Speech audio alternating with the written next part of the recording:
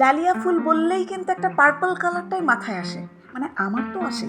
আর dahlia ফুলটা ভীষণ বড় ফুল, শীতকালে প্রচুর পরিমাণে পাওয়া যায়, বিভিন্ন কালারেরও হয়। তো কিন্তু সমস্যা হচ্ছে ডালিয়া ফুলটা কিন্তু কখনো রোজ নেলের উপরে বানানো যায় না, এটাকে বানাতে গেলে ডাইরেক্ট কেকের উপরেও বানাতে হয়। তো নমস্কার, আমি সুতপা। আজকে একটা একদম নতুন ফুলের রেসিপি নিয়ে হাজির। তো প্রথমে ডালিয়া ফুলটা বানানোর জন্য, কেকটা তো আমি বানিয়েছি যেভাবে সবাই কেক বানায়, আপনারা তো জানেনই, আর আমার চ্যানেলে অনেক আছে, নিতে পারেন। তো মোটামুটি কেকের স্পঞ্জটা বানিয়ে আমি কেকটাকে আইসিং করে রেখেছি, ফ্রিজে সেট করতে দিয়েছি। তারপর আমি ডালিয়া ফুলের কালারটা সেট করছি। দেখুন, এটা দেখার বিষয়, কারণ ডালিয়া ফুলের কিন্তু বিভিন্ন, যদি কখনো দেখেন খেয়াল করে, যে ওর বাইরের দিকে একটা কালার থাকে একটু লাইট কালার, ভিতরে আর তার থেকে একটু লাইট, আর একদম ভিতরে যেটা থাকে কুড়ির কাছে সেটা কিন্তু একটু ডার্ক থাকে। তো কালার কম্বিনেশনটা ভীষণভাবে গুরুত্বপূর্ণ। তো আমি এখানে কি করেছি, যে ডালিয়াটা বানিয়েছি পার্পল কালার ইউজ করেছি।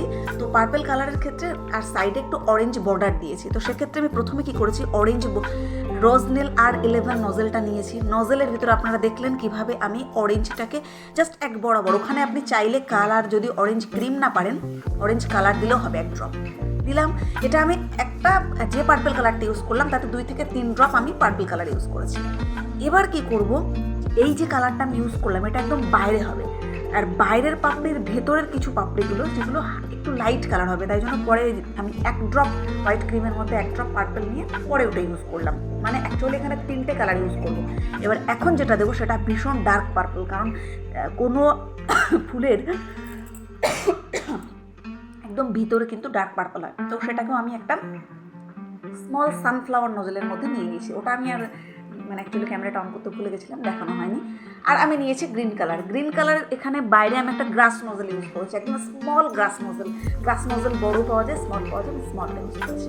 এবার এখানে যেটা দেখতে হবে, আমি ডালিয়া ফুলের পাপড়িগুলো ঠিক কীভাবে বানাবো, দেখুন এখানে ভালো করে নোটিস করতে হবে কিন্তু, যেমনভাবে আমি রোজ বানাই, মানে নজলটা ধরা দেখেছেন, জাস্ট একটা আর কি বলতে চাচ্ছি, একটা নৌকার মতো করতে হবে আর কি, দুটো পাপড়িকে টেনে নিয়ে একটা আরেকটার উপরে দিয়ে দিতে হবে যাতে একটু উঁচু হয়।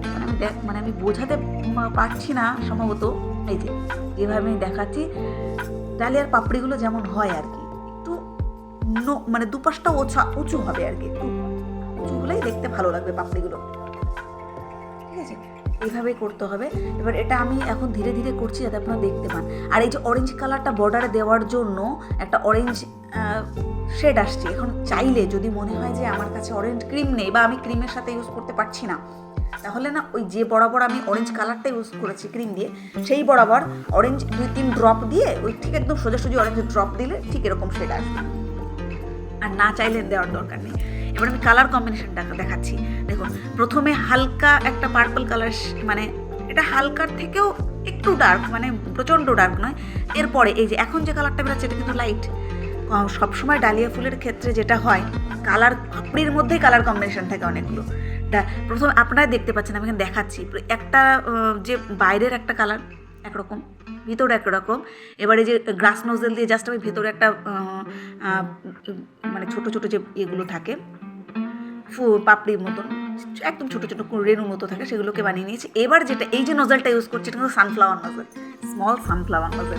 একটা ডালিয়া ফুল বানাতে গেলে কিন্তু অনেক নজল ইউজ করতে হয়। এবার এত বড় ক্রিম তো কেক তো আমি একটা রোজমেলের উপরে বানিয়ে ডাইরেক্ট কেকের উপরে বসাতে পারবো না, আমাকে ডাইরেক্ট কেকের উপরেই বানাতে হবে, রোজমেল ইউজ করা যাবে না।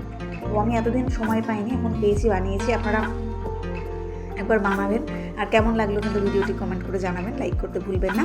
আর এই যে পাশে যদি মনে হয় যে লাইট একটু ডার্ক করতে হবে, আমার এটা ছিল, ভালো লাগছিল বলে আমি দিয়েছি, লাগছে না ডালিয়া ফুলটা দারুণ। এবার এরকম চাইলে আপনি অরেঞ্জ কালার ইউজ করুন বা পিঙ্ক কালার বা যে যা খুশি কালার ইউজ করতে পারেন, ডালিয়া কালার। তবে ডালিয়া ফুলের কিন্তু কালার কম্বিনেশনটা আছে, এটা খেয়াল করবেন। তারপর দেখা যায় যে 3-4টা কালার থাকে, এবার এইভাবে করলে ভালো লাগে দেখতে। আর ডালিয়া ফুলের ক্ষেত্রে স্মল সানফ্লাওয়ার নজলটাও লাগে। এখন এখানে আমি লিফ নজল দিয়ে করলাম। আর এটা যেটা নিয়েছি 46 বা N1 নজল নিলেও হবে, N1 নজল নিয়ে করলেও হবে। আমার এটা সম্ভবত N1 ছিল, N1 নজল দিয়ে আমি ফুলটা বানিয়ে নিয়েছি। আর চারপাশে আমি জাস্ট একটু পিস্তাচিও ছিল, সেগুলোকে দিয়ে দিয়েছি কালার। আমার রেডি, এটা ফুলটা দেখতে খুব সুন্দর হয়েছে, আশা করি আপনাদের ভালো লাগছে। কেমন হলো কিন্তু কমেন্ট করে জানাবেন। আর অবশ্যই লাইক করে শেয়ার করে পাশে থাকবেন, পাশের বেল আইকনটিকে প্রেস করে পাশে থাকবেন। ভালো থাকবেন, সুস্থ থাকবেন, দেখা হবে পরের কোনো ভিডিওতে।